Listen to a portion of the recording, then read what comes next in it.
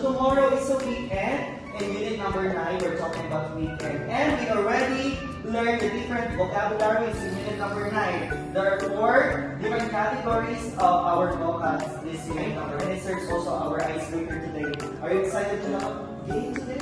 Yes, so we request everybody to please stand up and let's form a big circle.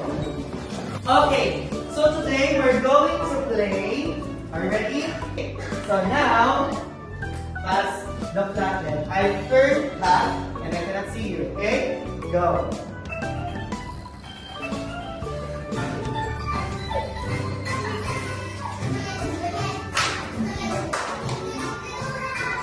Natalie. Okay, Natalie.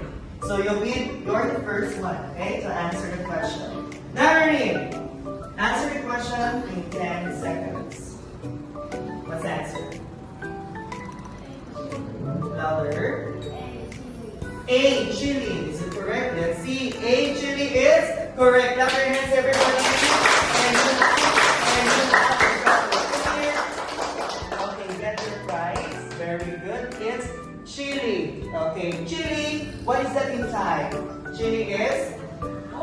Yeah, very good.